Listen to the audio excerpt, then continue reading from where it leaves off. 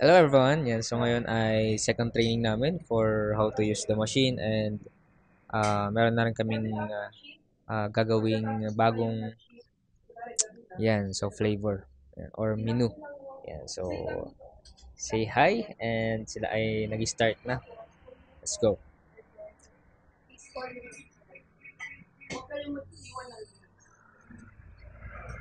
Yan. Yes. Yan. Ay, hello, hello. So, ganon. Ang kailangan nyong gawin.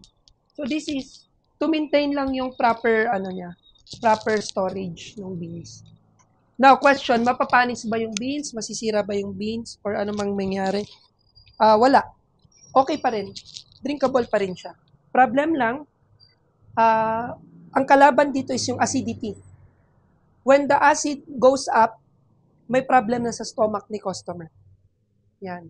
So, iniiwasan natin at least 2% mabawasan natin yung acidity. Grabe ang acidity.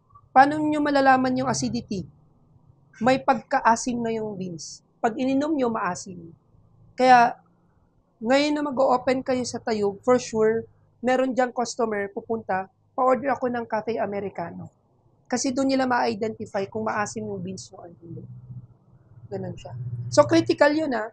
3 drinks lang ang critical. Kapag coffee enthusiast yung pupunta, lalo na kami, pag pupunta, 3 lang in-order namin. Cafe Americano, Cafe Latte, at saka cappuccino. Cappuccino, pag inangat namin yung baso, or may kutsara kami, pag minove namin yung foam, at konti lang, bagsak yun. Ganun siya.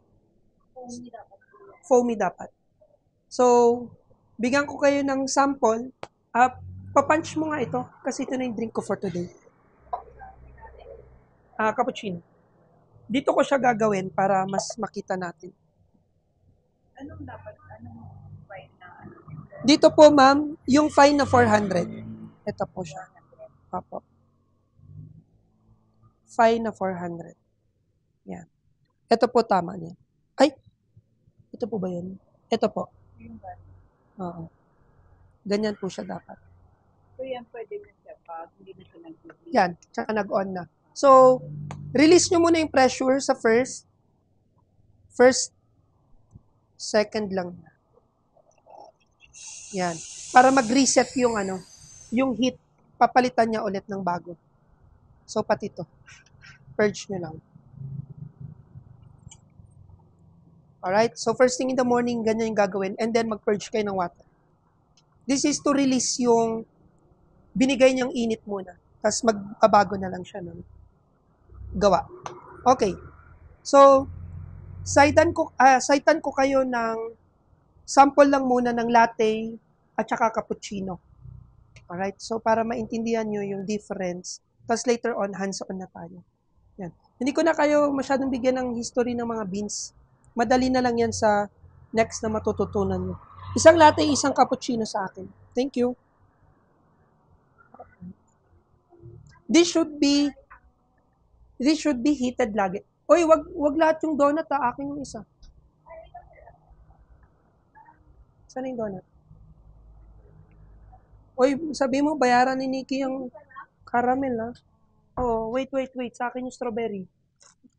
Oh, yan. Sa kanya yan. Yeah, I'm good. Yung DF ng rider ha. So, dapat ito heated. Kaya nga, ito, hindi siya pwedeng ganyan lang. Dapat nakasalpak yan. Pero ang salpak nyo is hindi yung higpit ha. Yung sakto lang kasi walang naman. Reason. Alam nyo yung reason bakit kailangan heated to? Kasi gusto ng beans na mainit na dapat. Yung grounds. Okay? So, kailangan scientifically, may reason na bakit mainit dapat lahat. Kasi once the beans meets anything, dapat mainit siya. Kasi kung hindi, may cause na naman siya for acidity. Yun. Very, very sensitive. Tandaan nyo, ang beans may emotion. Lagi ko yan sinasabi. Pag moody kang papasok, huwag ka nang pumasok. Kasi nararamdaman ng beans. At pag ininom ng customer yon, moody din yung customer. Sasabihin niya, ano ba to? Ang pait. Yes po. May feelings po ang beans. May buhay siya. Ang difference lang niya sa buhay ng tao, daily yung age niya. So, kunwari ito, roast date. Roast date nitong atin, Nobira, roast date nito, 19. O so, until now, 19, 20, 21, 22, 23, 24, 25, 26, 27, 8 years old na siya ngayon. Ganun. So, ganun na siya katanda from na niluto siya. Yun. So, iba na yung lasa niya. Yung emotions niya, iba na. Kaya kung magsiserve ka, dapat happy ka. Kasi mararamdaman niya yon, happy ka, o di, yung customer mo, happy din. Kasi yung lasa niya, tugma doon sa gusto niya. Kaya nga minsan yung mga Starbucks, minsan or boss, ang susungit nila, minsan, ma'am, naghahanap ako ng barista. Pwedeng siya po yung gumawa. Kasi masaya yung tao. Ayaw ko yung moody, tapos biglang ibabagsak niya yung blender, gano'n. Maraming gano'n, ma'am, no? Sa dagupan. Kaya namimili ako ng barista. So, yan. Ay, hindi ko pala na-on. So, sa basic muna tayo. Dito, para malaman mo kung sakto na yung grind size. Kasi pag ito yung pipindutin nyo, tuloy-tuloy na siya. Hindi mo siya ma-stop. Nobira, thanks. Okay. So, this is your espresso machine. Kaya tayo merong espresso because of the espresso machine. You cannot serve espresso doon sa cold brew. Yun yung tanong mo. Anong difference ng cold brew ni Fish Pond sa inyo ngayon? Kayo, you're advanced already. Kumbaga, what Starbucks can do, you can do. Tapos lahat ng menu ni Starbucks, pwede nyo nang gawin. Kasi meron na kayo. This is hindi siya basic eh. Ito na talaga yung equipment na kailangan. So, si cold brew, ang difference niya, kailangan mong ibabad ito 24 hours. Dito, na-extract mo na yung coffee in less than 1 minute. Lumabas na yung kape. Sila, mag-extract pa sila 24 hours. Tapos pipigain pa nila yung papel. And then, i-chill pa nila sa ref. Yun yung difference, no? Ang disadvantage ng cold brew, hindi mo siya pwedeng painitin. Ito, pwedeng lumamig. Okay? So, question, itong extraction namin ngayon, masiserve pa ba or hindi? Sa tingin nyo?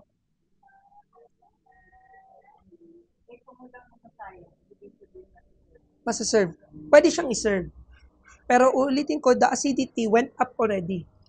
Every extraction ng coffee, pag galing sa machine, kaya ito pinang-brewed coffee na lang namin. Kasi, hot water lang naman siya. Tsaka hindi niya mararamdaman, lasang tubig na lang yun. Okay? Pag lumabas sa machine yung extract, or nagkapag-extract kayo, 12 seconds lang yun before nyo iserve. Lagpas 12 seconds, hindi na siya pwedeng iserve. Sa international rules. Ganon siya. Kaya, consideration, kung may ginagawa pa kayo, pero tapos na yung extraction niya, okay lang naman, kahit 20-25 seconds. Okay lang siya. Pero kung gusto niyo maging strict talaga, 12 seconds, kailangan mamadali kayo. Yan. Sa amin dito, hindi na namin pina-follow yung 12 seconds. Kasi we calibrate also yung beans. Yung menu namin, sakto lang siya kahit delayed dito. Yan. Sa menu, gagawa din tayo para less acidity kahit tumagal yung ganito nyo. Pero ito kasi more than na eh. Kanina pa to. So, brewed coffee na lang siya. Wala pa rin sayang. Ang gagawin nyo lang, ito. Ito ang difference ni cold brew ngayon. Pag may ganito kayo, lagay nyo lang to dito. Tapos i-ref nyo. Cold brew na siya. That's the shortcut. Diba?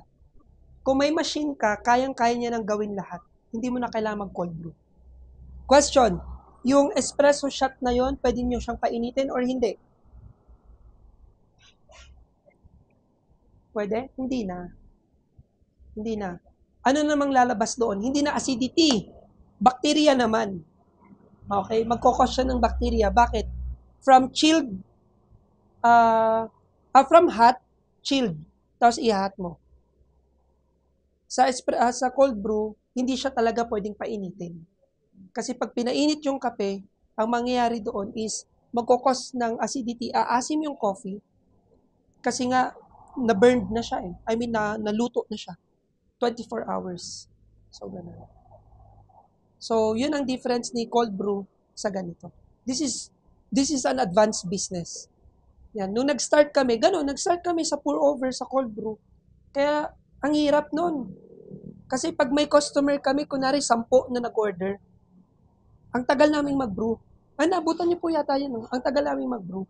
Kasi manual siya. Ito mabilis na. Okay? So, tignan natin.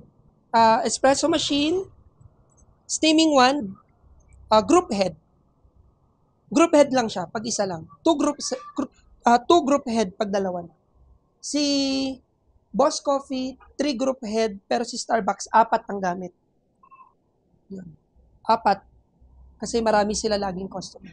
So, ganito yun ulit mama, pag napansin nyo yung market ninyo, lumakas or nag-boom, kailangan nyo mag-upgrade into 2 group head. Ganito na. 2 na. Okay? Kasi kaya niyan, ito ma'am, kaya niyang gumawa ng 500 to 1,000 cups per day. Ito, 50 to 100. Pero pag nag-times 2 ito, kaya niya ng 300 cups per day. So, imagine ninyo yon kung yung marketing nyo, na-hit niya yung lahat ng delivery, Grab, Foodpanda, kung meron man kayo doon, parang sa amin, kailangan nyo mag-upgrade. Kasi ang hirap ng isa lang. Okay? So, tapos na tayo rito. So, espresso machine, group head. Ito, water spout. Water spout. Same lang siya rito. Tapos, steaming one. Okay? Tawag natin dito, portafilter. So, exchangeable to, ha?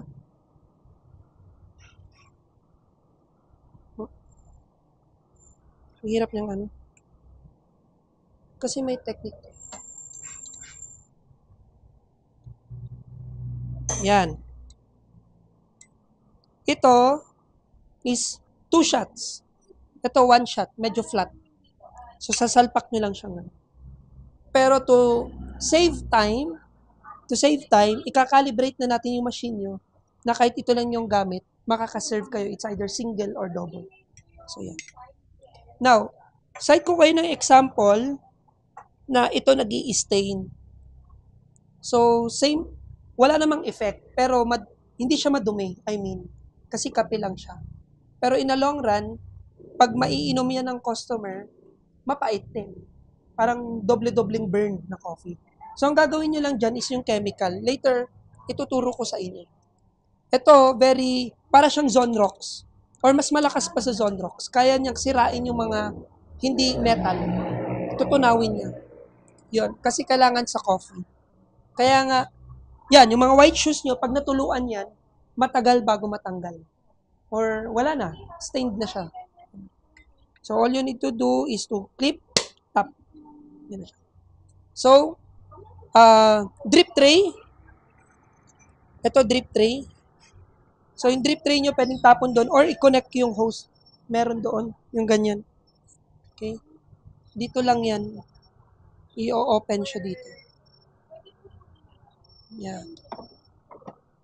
So, mas advanced to compared doon, yung maliit. Wait lang, pakita ko sa inyo. Ito. Yan. Yan, sobrang bagal niyan. Hindi niya kayang gumawa ng maraming kape. Siguro 10 cups lang. Yan. So, ang advance naman nito is pwede nang direct ng water para hindi kayo refill ng refill. At ang maganda rito, may drainage na siya. Yun, refill kami ng refill. Sobrang liit nun. Okay? Mineral tsaka filtered po. So, ito, tamping pad. Tamping pad. Coffee distributor. So, dinidistribute niya lang evenly yung coffee. Alright, ito tamping. Meron pa kami. Wala, hindi kompleto. Tinago kasi namin nun. Meron kaming WTD tool. Yun naman, to break yung buo-buo. Kasi, kapag lumabas na rito, ganito siya buo-buo pa rin. So, yung needle, hahatiin niya yan lahat hanggang maging pino siya. pag in-extract nyo rito, iba rin yung labas ng coffee. So kung nasanay kayong may WTD, tuloy-tuloy nyong gawin yun. Kaya hindi na namin siya sinasama rito. Kasi matagal. Alright? Yeah, I think ganito na muna. Now, before you start, kailangan nyong i-heat. Painitin yung portafilter. Very important na heated siya.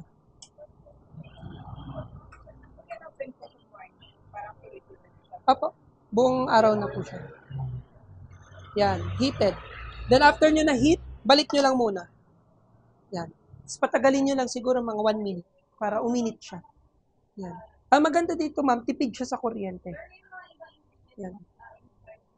Gagana lang yung volt niya kapag pinipress nyo yung mga buttons.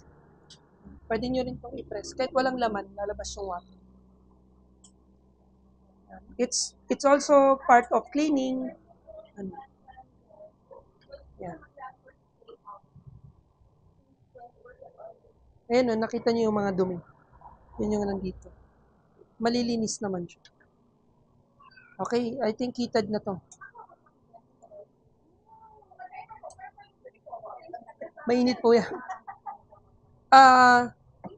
Yung kettle, ang natural heat niya is 90. Ito 120. Mas mataas. Yan. So, ito na muna yung example natin. Ay, hindi. Gusto ko yung, kasi gamit nyo na to lahat. Gusto ko yung gamit nyo para ma-practice nyo.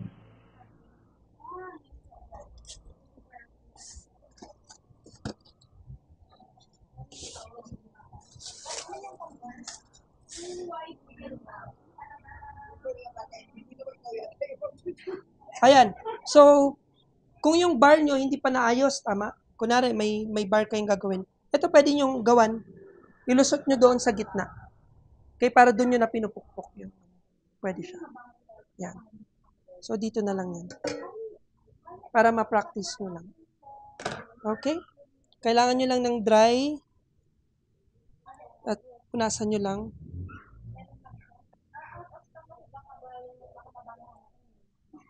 Yan. So, ulitin ko, this is dry section, meaning bawal siya mabasa. Dito, okay lang. Pero pag may nasasayang, sayang naman kung nabasa. Diba? So, double. Pag nag-red na, okay na. Push nyo lang. Push once.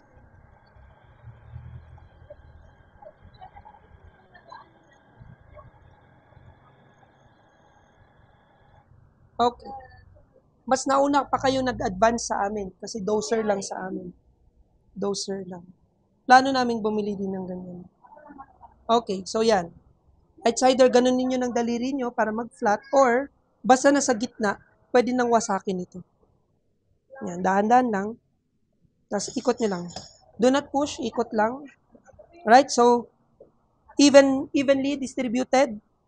Ito, hawak ng tamper, daliri, thumb. Okay? And then, pagsak rito. Tapos force, yung forma nyo dapat importante. Then, buong weight ng katawan, baba nyo. Okay? Then, silip muna kung sa tingin nyo okay, satisfied ka, okay na. Pero kung hindi, ibalik nyo lang. Isa ulit. And then, tapos na. Okay, before inserting this here, purge. Para malinis yung nasa loob. Okay, then after purging, salpak nyo na to. Wait lang, anong gagamitin ko? Ito. Okay.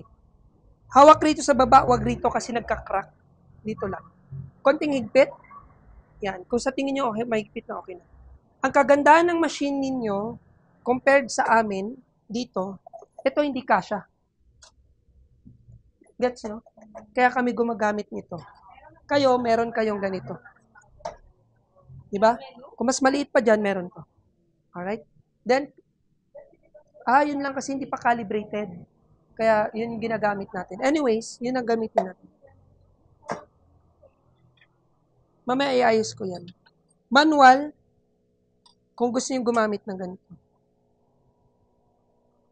Nobita, ilang grams ang hot? Espresso. Yes. So, it's either 30 or 35 grams na. This is perfect. Nakita nyo yung flow? Ang ganda. Yan ang binabayaran ng customer. Yan na yun. That's already, kung kaya nyong ipresyo ng 250, that's already 250. Bakit? Kahit sa normal lang na bahay, hindi nila magagawa yan. The machine only can do it. Kaya nga tawag espresso. Yan. So, 30, stop. Okay. Yan na yung krema niya. Yan na yung binabayaran ng customer. Yan yung krema, yun nasa taas. So, 30. Ito rin po. Press lang din siya. 30 yung one. Dapat. Supposed to be 30. May sama yung Wag niyo isama yung krema. Yung krema, yung sa 35 or magpo-40. Dapat. Standard yan. Ito ma'am, hindi na. Once lang siya pwedeng gamitin. Once lang pwedeng gamitin to. At the same time, by the way pala, pag sinalpak ninyo yung portafilter na may ground, bawal siyang tumagal dito kasi naluluto na. 'Di ba mainit na to? Yan. So para hindi siya maglasang patatas or lupa, kailangan pag sinalpak niyo yung portafilter, siguro mga less than 5 seconds or 5 seconds, i-click nyo na agad. Kasi naluluto na siya agad. No? So yan, tapos na tayo. Swirl ninyo to para makuha yung krema para si customer hindi naman nalugi doon sa babayaran niya. What I always say, ibalik nyo yung binayad ng customer. For example, sa amin sobrang mahal na. Nasa 200. So binabalik lang namin yung 200 sa lasa. Tingnan nyo yung krema. Ang ganda, no? Yan yun. Yan. So next is yung steaming. Saan yung picture nila yung black? Andito? Ref. Okay, so gagamitin ninyo yung sarili nyong steamer para at least ma-practice ninyo. Now, question. Ilan ang timbang ng milk na ilalagay nyo rito? So, bago kayo sa amin kasi before, nag-practice na kami niyan. Mineasure muna namin sa cup. Tapos binuhos namin doon sa amin. Kaya, alam na namin kung saan hanggang saan. Yan. Usually, nasa 150 yung grams ng milk to 200. Pero, depende kung anong kape yun. Kung cappuccino or latte. Kung latte, masayang sa milk kasi marami. Pag cappuccino, konti lang. May technique kung paano paramihin yung gatas niya. So, ulitin ko, ang milk natin should be chilled para kahit mainit na yung pitcher, pag binuhusan nyo ng milk, malamig pa rin siya. So, gagawa muna tayo ng cappuccino. Cappuccino, milk niya is hanggang dito lang.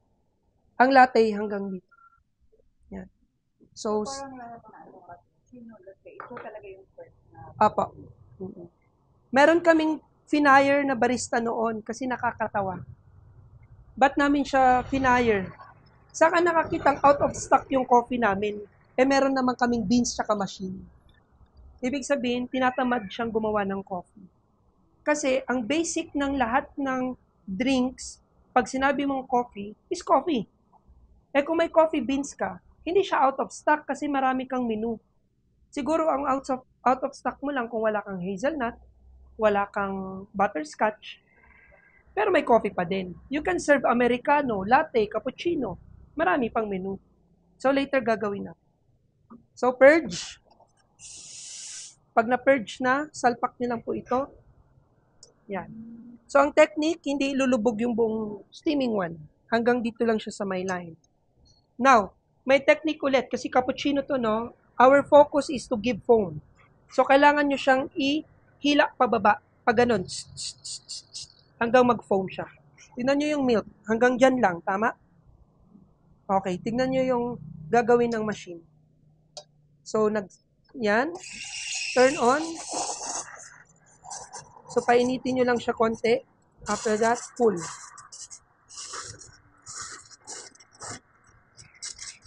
Before siya mapuno, close. So, ang cappuccino, pag sinabi nilang, ano ba yan ang lamig? Ganun talaga. Kasi ang in-achieve lang natin is to make a foam. So, pag ibubuhos nyo na yan na yan. Foam.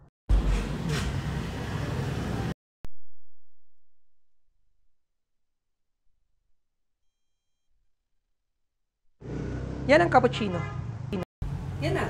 So, pag nilift nyo yung baso, magaan. Ang pinakabigat niya talaga yung kape lang. Yan. Magaan siya. So, sa latte tayo. Gawa tayo ng latte. Para makita yung difference. So, hawak dito. Kung hindi kaya, hawak nyo yung buong machine, tapos pull nyo lang. Right? Then, naluto na, tama? Purge nyo lang. While purging, saan yung knockbox? This is what we call knockbox. Okay, ganyan na. Tapos na. Ito, ewan ko kung anong gusto nyo. Facial, sa halaman, pwede pa. Yan. Pero wag nyo nang gagamitin, ha? Ayun yung hindi na pwede. Papa, hindi siya pwede yan. Ang dali ng buhay. Kasi ganito na, oh. Tapos, salpak mo lang to. Pwede nyo iwan dyan, eh. Why? Ay, parang gate. Pag ganun, wag nyo kalimutan yung gate. Kasi under, ano na siya. Yung ano, parang Kung stopper inilagay mo ng yun, umandar na yan. 18 tower. Opo, meron siyang button na pwede. Itong steaming one, kailangan natin i-clean agad. After use ng steaming one, clean siya agad kasi pag tumagal yung milk, papani siya. So before using, purge. After using, purge ulit. Push. Huwag niyo didikit yung kamay niyo kasi sobrang init. Gilid niyo. Right? So gagawa tayo ng isa pa para sa latte. Then, press down. When you're satisfied, okay na. Linis nyo lang yung gilid. And purge ulit.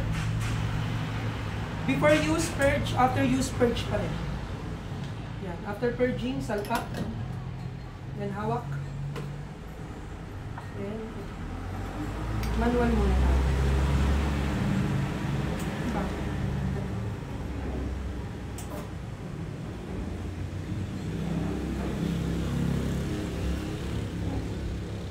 Yan, consistent. Paano siya nagiging consistent? Kasi nga yung grinder niya, hindi siya nababago. Yan. Kung nabago man siya, madali lang yan i-calibrate. Adjust nyo lang yun. Tutulong ko sa inyo. Ay, sumobra na ba ako? Sumobra na. Kunin lang natin yung 30.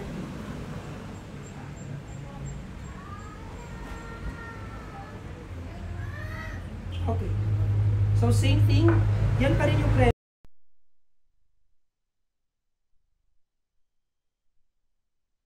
Ayun eh. Ito na yung espresso shot nyo. Yan. So, from mainit, buhusan nyo lang ng latte. Ay, ng milk na chilled. Nag-approve ba si Arceli dun sa gatas? Oo nga pala, kailangan din natin mag-order sa kanila. Nakalimutan ko.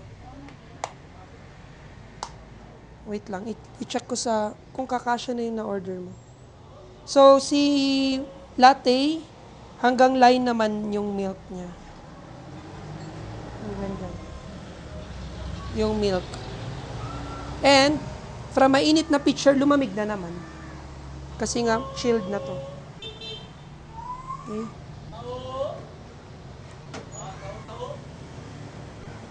Purge. After purging, salpak nyo ulit. Ito, tatansyahin nyo lang naman eh. Kung saan kayo mas confident at hindi maingay, yun na yun. Okay? Sir, kaya Friday? Ay, sarado kayo Friday. Sige, saglit lang, tapusin ko lang to. So, on nyo lang to. Alright? Yan, konting ganun lang. And then yan. Ang tawag dyan is vortex.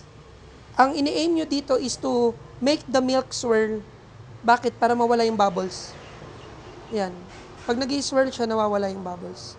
Tsaka wag masyadong mainit. Pag sa tingin yung okay na, yan. Balik daw siya. O yan, dapat lang. Sa Guanzon yan eh. Sa, ano. So, So, para saan to, sir? sa latte naman po, ma'am. Okay. Then purge. Yan.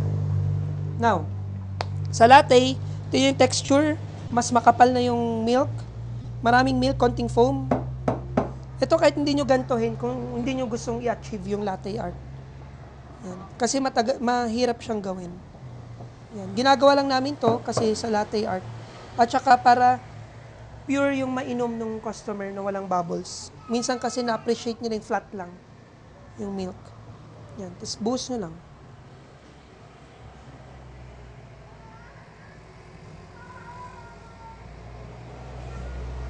Yay! Tulip. Okay. So, yan. Pwede nyo buhatin. Actually, ito mali pa. Mabigat siya ng konti. Yan. So, buhatin nyo yung sa cappuccino. O nga, ano, ba't ang bigat ng cappuccino ko?